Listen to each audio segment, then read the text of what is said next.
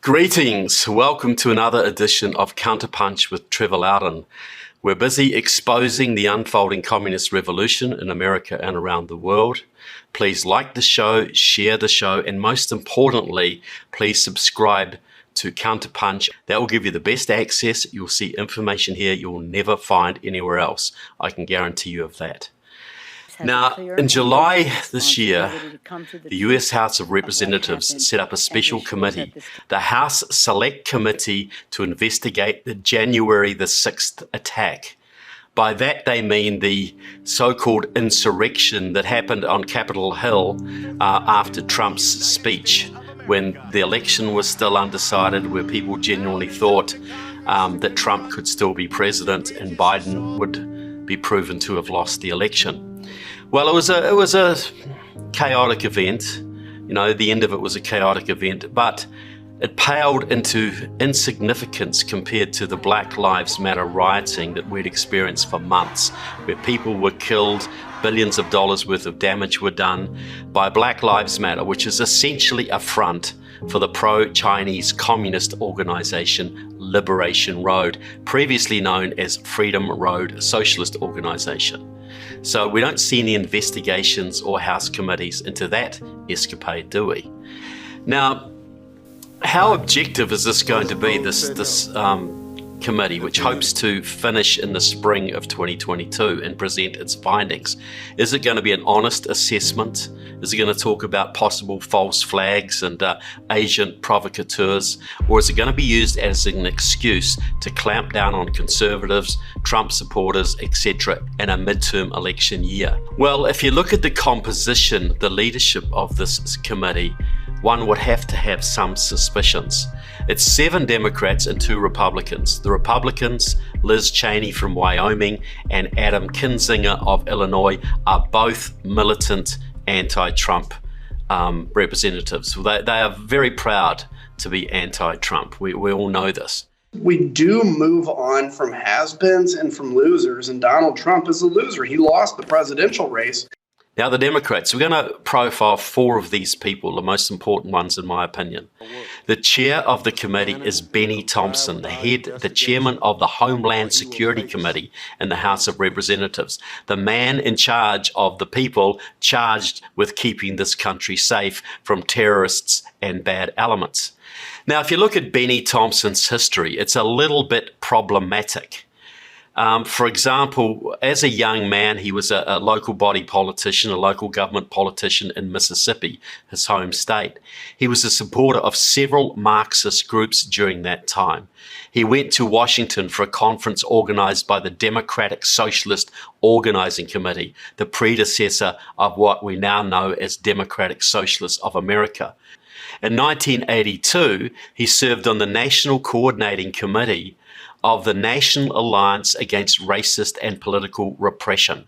This was a Communist Party front group set up to protect Angela Davis, a Communist Party member who had been in jail as an alleged accessory to the murder of a California judge. And Benny Thompson was right in there. In the early 1970s, Benny Thompson was a very active defender and supporter of the Republic of New Africa.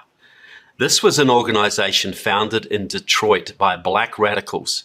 They were Marxists. They followed the old Communist Party dream of the 1920s. Their aim was to create a black socialist republic in the southern United States by force of arms if necessary. They were involved in several violent incidents with the police. They killed several policemen. They were regarded by the FBI as a bona fide terrorist organization, but Benny Thompson supported them vocally on several occasions. He called for the police to stop persecuting these people. He defended their violence. This was a bona fide terrorist communist group, but Benny Thompson was okay with them. This was not done in the case of the Republic of New Africa. They are charged with obstructing justice. This, I believe, is an attempt on part of law enforcement officials to stop the Republic from building its community.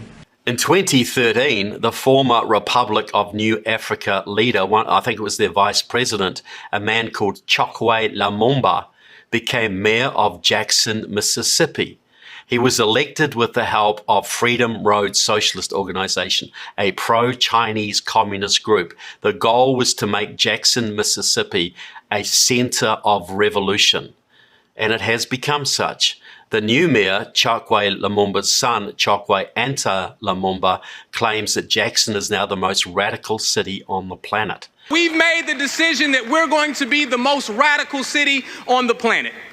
And again, this was all organized with the help of Freedom Road Socialist Organization. Benny Thompson personally endorsed Chokwe Lumumba. Benny Thompson's legislative aide, Sonaris Green, was actually put on Chokwe Lumumba's transition committee. They were that close. But here's the best part. In 2000, Benny Thompson and Jim Clyburn, the congressman from South Carolina, now number 3rd ranked Democrat in the House, and Greg Meeks of New York traveled to Havana to meet with Fidel Castro, the communist dictator of Cuba. Now, during those talks, Benny Thompson raised the fact that Mississippi was very poorly serviced by doctors. They just didn't have enough doctors for their poor rural communities. So Fidel Castro generously offered to provide medical scholarships in Cuba for young American radicals who wanted to experience the Cuban lifestyle and get a free medical education. In the year 2000, IFCO was leading a delegation of Congressional Black Caucus members to Cuba to learn more about the reality there. And it was then that Mississippi Congressman Benny Thompson remarked about the incredible health disparities in Mississippi. Estamos dispuestos a conceder un número de becas. I said, look, we are willing to grant a number of scholarships para jóvenes for youth pobres de from su your districts, distrito for youth from your districts que no puedan pagar los who cannot afford $200,000 the $200 que cuesta una carrera universitaria. So far, about 140 Americans have trained in Cuba. They are, of course, indoctrinated in the Cuban system. Many of these people are the sons and daughters of Communist Party members, like, for instance, Corey Marshall, the daughter of Scott Marshall, a leading member of the Communist Party, and North Dakota's Jack Lubka, the son of Communist Party member Louis Lubka. So these young radicals are now working in America, getting ready for whatever needs to happen should there be a revolution. Benny Thompson helped to organize this. Benny Thompson should be being investigated by the Homeland Security Committee, not chairing the committee in Congress. Another key member of the Select Committee is Zoe Lofgren from California. Now, she was a Trump impeachment manager. She was running the Democrats' attempt to impeach President Trump, the second attempt, I believe. She is very close to the National Iranian Action Committee. NIAC, as it's called, has been described on Iranian media as Iran's lobby group in America. It pushed hard to end American sanctions on Iran and to restore the American-Iran nuclear deal, which Biden has dutifully done.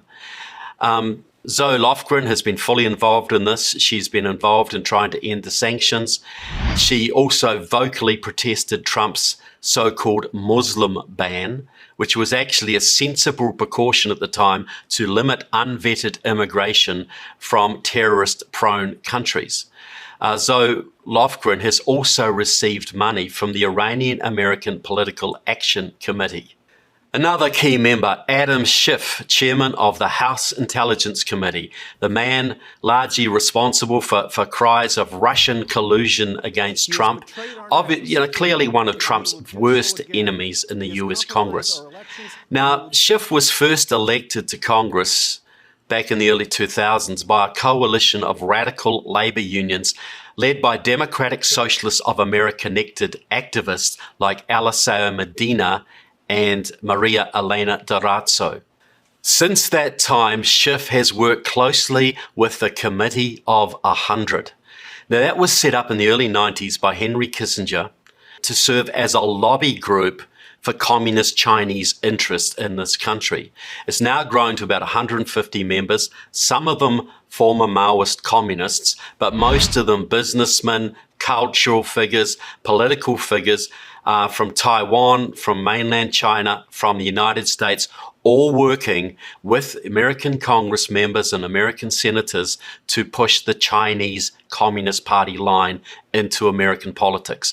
I regard it as one of the most dangerous organizations in America.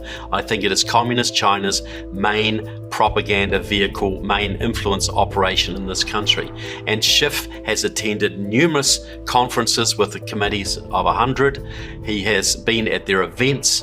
A few years ago in 2008, he had a private meeting with C.H. Tung, a top Chinese official organized by the Committee of 100, C.H. Tung, to become vice chair of the Chinese People's Consultative Committee, which is a key Communist Party of China influence body. And in recent years, Schiff has got a little bit of a reputation for being soft on communist China. Your committee in the news this week, we found out that a Chinese spy named Fang Fang was apparently targeting California Congressman Eric Swalwell, forged a professional relationship with him. When the FBI warned him, he cut off ties with her immediately. He is not accused of any wrongdoing. Yet the House Minority Leader, Kevin McCarthy of Bakersfield, said this week on Fox and Friends. This man should not be in the Intel Committee. He's jeopardizing national security. What is being said in those meetings inside the SCIF that we don't want other people to hear or listen? He criticized you in that interview as well. What's your response to Congressman McCarthy and to the bigger question about members of your committee apparently being targeted by China? Well, there are members of Congress in both House and Senate who have been targeted by China. And on a bipartisan basis, we're notified when that happens. So all the faux outrage about this is nothing more than faux outrage. We were informed, whenever there's a member that's the subject of these kind of approaches. And as your report makes clear, Mr. Swalwell did everything right. There was no suggestion of any impropriety on his part. But I will say this in terms of Mr. McCarthy, what he's trying to do is really deflect attention from the problem that he has within his own conference, which is the election of QAnon supporters and adherents. Now, that is a security problem, but he would much rather talk about Eric Swalwell than he would about the QAnon members of his conference.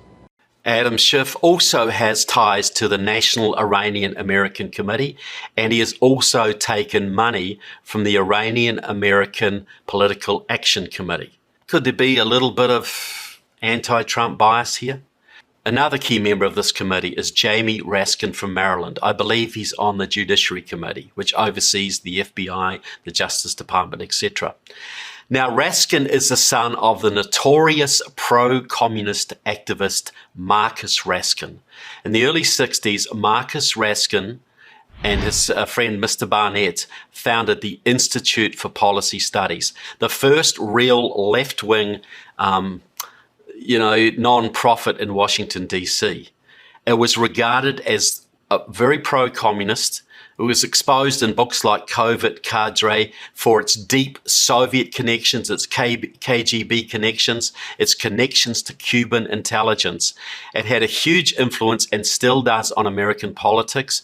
Many American congressmen and senators were involved in its early days, including Mr. Leon Panetta, a congressman from California, who later became Obama's CIA head and Secretary of Defense. So the IPS was a very, very militant left-wing organization.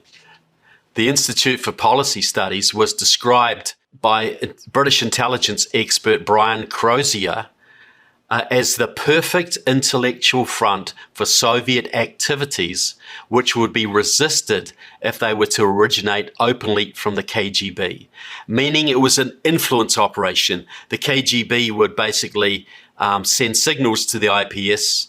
The IPS would spread these ideas to its, friendly Congress members, etc. This would get into the media. This would get into Congress. This was a good way of infiltrating Soviet or KGB ideas into America. Now, Jamie Raskin is also heavily involved in the Institute for Policy Studies. He attends their conferences. He works closely with them. He also works very, very closely with Democratic Socialists of America. He's written articles for their magazine. He's employed their people as staff members. Democratic Socialists of America in Washington holds their meetings at the headquarters of the Institute for Policy Studies. Very tidy, close arrangement.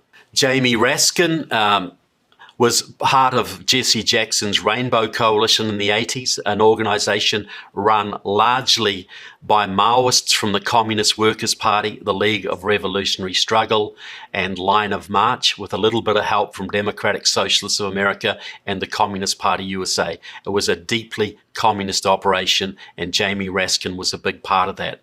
He has also been heavily involved in the DC statehood movement. This was started by the Communist Party, now largely run by the Green Party and Democratic Socialists of America, to turn Washington, DC into a state, which will mean 2 more far-left Democratic senators in the US Senate, which will be a huge advantage to the Democrats and the Communists.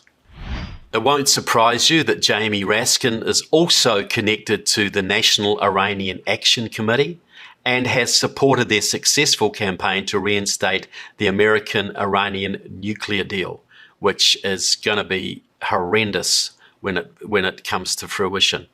He has also received money from the Iranian-American Political Action Committee. So if you look at the makeup of these top 4 Democrats on this committee to investigate the so-called riots, the so-called insurrection that occurred after Trump's speech on January the 6th, 2021, you'll see there could be a little bias here. You see that these people are mainly very anti-conservative. They're very anti-Trump. They're very anti-Republican. They're very anti-American, in my opinion. They work with Iran. They work with some of them, they've worked with China. They've worked with Cuba, radical communist groups. These people are all hardcore leftists. But they are running a select committee that could have huge implications coming into the midterm elections. A committee that could make major recommendations for the FBI to crack down on conservatives, Republicans, Trump supporters. We've already seen this happening in the aftermath of January the 6th. So what's going to happen if the committee recommends even more action, even closer scrutiny, even a real period of persecution for any enemies of the Democratic Party? Surely this couldn't happen, would it? Surely these people are too objective and too unbiased to allow this to happen. I think that is exactly what's going to happen, folks. I think this is going to be a witch hunt. I think it's going to come down with recommendations that will severely damage the conservative movement in election year and going onwards. I think this is a Reichstag fire type of investigation. The Reichstag fire was the famous attack on the German Bundestag orchestrated by the Nazis and blamed on the German communists to give the Nazis an excuse to crack down on their enemies. I think this select committee is being designed to give the Democrats, the left, the communists an excuse to crack down on their opposition. What do you think? So thank you very much for watching. Please share the show, pass it around, send it to congressmen, any politicians you know, civic leaders, Republican Party figures, Democrats. Anybody who cares about this nation has to understand the implications and the motives behind this select committee. So thanks very much for watching. We'll see you again shortly. Subscribe to the show, share the show, get this information out there. God bless America and God bless every one of you. Thank you.